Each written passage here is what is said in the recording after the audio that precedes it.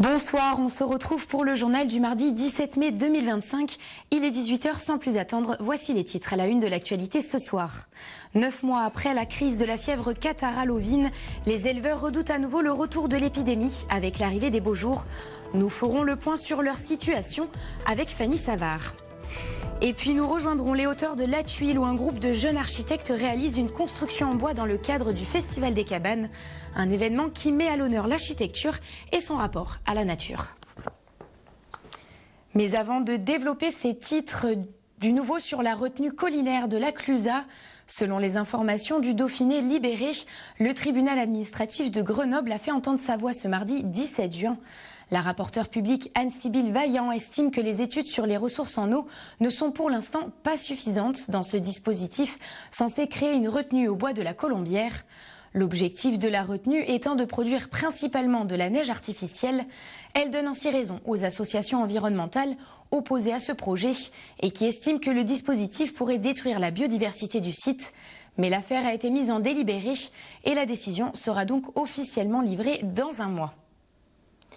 Dans le reste de l'actualité, je vous en parlais en début d'édition. Baisse de la production de lait, avortements et perte d'animaux. C'est le bilan que tirent aujourd'hui les agriculteurs qui ont été touchés l'été dernier par la fièvre catarrhale. Cette maladie qui se transmet par des piqûres de moucherons touche aussi bien les bovins que les ovins. Au plus fort de l'épidémie, certains agriculteurs ramassaient même des cadavres quotidiennement.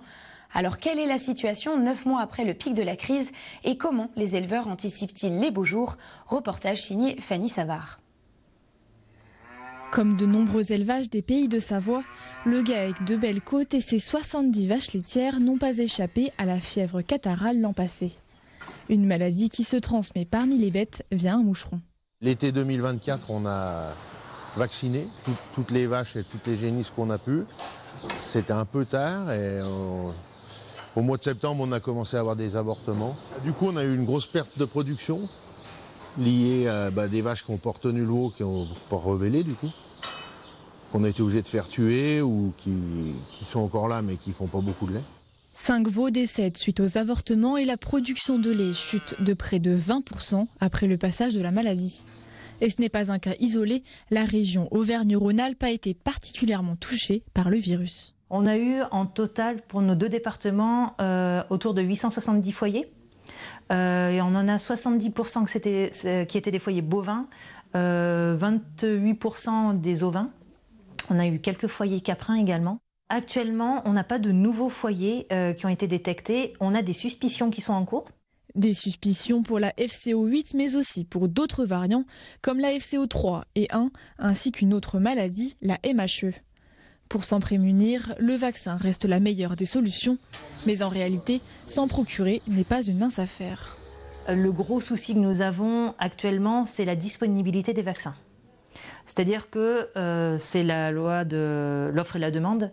Les laboratoires fabriquent du vaccin s'ils sont sûrs de les vendre. Et tant qu'ils ne sont pas sûrs de les vendre, on est en flux tendu sur le stock de vaccins. Cette année, ce que l'État a prévu de faire, c'est d'acheter à nouveau des doses de vaccins contre la FCO8 pour les mettre à disposition gratuitement des éleveurs ovins. Et ces doses-là seraient disponibles courant de l'été. Selon le GDS, au plus fort de l'épidémie, le nombre de bovins emmenés à l'équarrissage a été multiplié par 1,1 par rapport à l'année précédente. Et chez les ovins, la mortalité a, elle, triplé sur la même période. Reliée sur une sangle, la célèbre dent du géant culminant à plus de 4000 mètres au Mont-Malais et ses 3989 mètres, c'est désormais chose faite. Depuis quelques jours, ce rêve un peu fou a rassemblé une quinzaine de personnes pendant une semaine dans le massif du Mont-Blanc. Après avoir cheminé sur leur dos plus de 400 kilos de matériel, le collectif Les Passagers du Vide a donc installé la Skyline, longue de près de 800 mètres, permettant d'effectuer la traversée. Une première qui a nécessité autant de patience que de chance. Emmanuel Jaude a croisé les membres du collectif à leur descente dans la vallée. Ils reviennent pour nous sur cet exploit. Je pense que la journée du mercredi, là, ça a été une journée assez intense parce qu'on a commencé la journée avec pas mal de vent, pas mal de doutes sur le fait qu'on pouvait finir l'installation qu'on avait commencé la veille.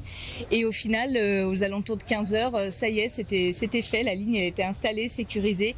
Et du coup, il y a Antoine qui a fait son premier run, son premier passage. Et il est venu du côté géant au côté malais. Et c'est là un peu qu'on a tous réalisé, c'était quand il y avait la première personne sur la ligne. Et là, il y a beaucoup d'émotions quand même. Il y a beaucoup d'émotions. C'est la joie qui éclate, un peu le soulagement aussi que tout soit bien passé, et que le vent n'ait pas trop fait des dégâts. Et que donc voilà, la joie que ça arrive et un peu le soulagement aussi au niveau sécu que enfin c'est bon, ça y est, la ligne elle est installée et voilà. Moi, j'aime pas dire des gros mots comme le plus grand, mais je pense ici c'est vraiment la ligne la plus complexe, la plus difficile du monde qui a été faite. Au niveau de complexité, de nombre de gens qui est nécessaire, au niveau de l'accès, au niveau des conditions météo. Ouais, du coup c'est très très complexe et c'est un miracle que ça s'est passé bien au premier vrai essai qu'on est monté là-haut.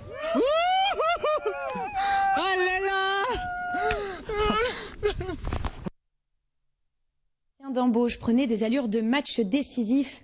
Jeudi dernier, une cinquantaine de demandeurs d'emploi ont troqué la salle d'entretien pour le terrain de rugby de Rumilly, à la rencontre de recruteurs prêts à jouer le jeu. Une journée à l'initiative de France Travail, en partenariat avec le Rugby Club Savoie Rumilly et la Ligue Auvergne-Rhône-Alpes de rugby, que Maxence Landillon a suivi de près. Si la saison est terminée pour certains, elle ne fait que commencer pour d'autres.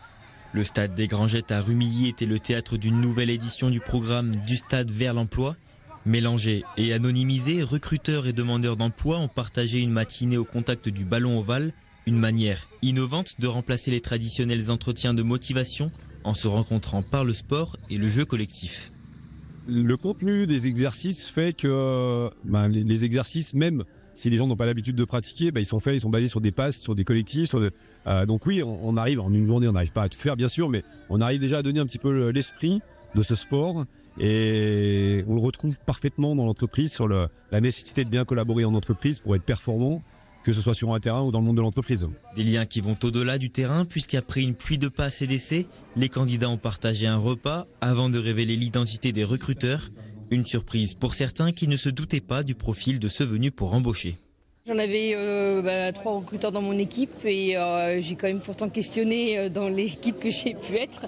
Et j'avoue qu'il y a 2 personnes, je ne pensais pas qu'elles étaient là pour recruter. Il n'y a pas d'a priori en fait, puisqu'on ne sait pas qui fait quoi. Donc ça démarre par un échange de cohésion par équipe et finalement c'est intéressant qu'il n'y ait pas de préjugés avant de commencer un entretien. Un long moment d'échange, loin du stress des processus classiques, qui a permis aux candidats de se présenter et de déposer quelques CV auprès d'entreprises, des discussions plus intimes qui viennent compléter les premières impressions de la matinée.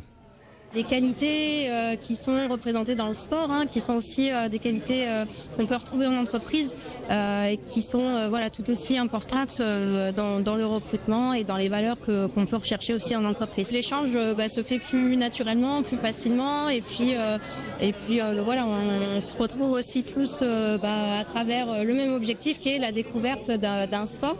Donc après, ce qui est aussi intéressant, c'est l'après pour échanger un petit peu aussi sur les opportunités que l'on peut avoir. En se servant du sport comme véritable tremplin vers l'emploi, la Ligue Auvergne-Rhône-Alpes du rugby et France Travail ont clôturé leur 55e édition à Rumilly, une collaboration qui porte ses fruits et dont les premiers résultats sont déjà visibles. C'est quelque chose qui fonctionne sur 2 versants. Le premier versant qui est le retour à la vie sociale et sociétale. C'est-à-dire que certains ne viennent pas pour trouver du travail. C'est encore trop loin par rapport à leur habitude. Ils viennent pour se lever le matin, avoir une interaction sociale avec quelqu'un, échanger, faire quelque chose dans une journée. Et là, on a gagné parce qu'il y a de l'interaction et il se passe quelque chose dans la journée. Et sur le deuxième versant, oui, on a du retour à l'emploi. Après la journée, certains seront recontactés afin d'explorer les potentielles pistes d'embauche. Pour d'autres, la recherche continuera. En 2023, 66% des participants avaient retrouvé un emploi dans les 6 mois. Elles fleurissent juste avant l'été autour du lac d'Annecy et offrent très souvent une vue imprenable sur les montagnes et les forêts. Chaque année, le Festival des Cabanes fait cohabiter architecture et nature avec l'objectif de s'intégrer au mieux dans l'environnement. Cette année, 13 cabanes vont voir le jour d'ici le 28 juin prochain sur plusieurs sites. Nous sommes allés découvrir l'une d'entre elles encore en construction. Reportage. Un coup de vis par-ci, un coup de scie par-là. Les gestes s'enchaînent pour ces 3 architectes. Car d'ici une dizaine de jours, ils devront avoir terminé la construction de leur pavillon. Une création éphémère dans le cadre du Festival des Cabanes. C'est un concours qui se tient dans la région d'Annecy et qui a pour but de chaque année présenter une dizaine de cabanes environ. D'un point de vue créativité, c'est un peu une cour de récré, parce qu'on a le métier d'architecte d'un côté. Là, on vient là, c'est un peu plus de l'amusement. Et en même temps, on va plus rentrer dans la réalité du matériau. Parce qu'en tant qu'architecte, on ne construit pas spécialement, on dessine. Et là, c'est vrai que ça nous met dans la réalité du matériau et on est obligé de faire avec les contraintes de ce matériau. La contrainte du matériau, c'est celle du bois uniquement. Pour cette cabane, il en faudra 3 mètres cubes au total. Et l'idée est bien sûr d'utiliser une technique bien locale, celle du tavaillon. C'est très typique d'ici pour tout ce qui est toiture, etc. Et donc nous, on va reprendre ce système-là pour recouvrir toutes les façades de notre projet. Puis on va essayer de les carboniser comme ce que je suis en train de faire là. Essayer d'avoir un rendu assez aléatoire pour rappeler l'écorce des arbres. Un aspect naturel pour mieux s'insérer dans le paysage. Car l'objectif ici est bien de faire un petit clin d'œil à ce site du massif des Bauges, constitué d'une ancienne carrière de calcaire dominant le lac d'Annecy. Ce qu'on a voulu faire, c'est avoir vraiment ce lien entre la revégétalisation du site, donc le fait d'avoir du bois, de la végétation, et en même temps rappeler le passé de la carrière, le passé industriel. Et donc on a justement cet aspect monolithique, cet aspect bloc. C'est pour ça que l'intérieur va être très sombre. Puis à l'extérieur, ce sera les tavaillons sur toutes les faces du projet. Et le concept va même au-delà de l'aspect visuel. L'agencement a été pensé pour offrir la plus belle vue aux spectateurs grâce à un petit banc aménagé. Donc ça, c'est un élément qu'on voulait garder et souligner parce qu'on rentre dans quelque chose de très sombre.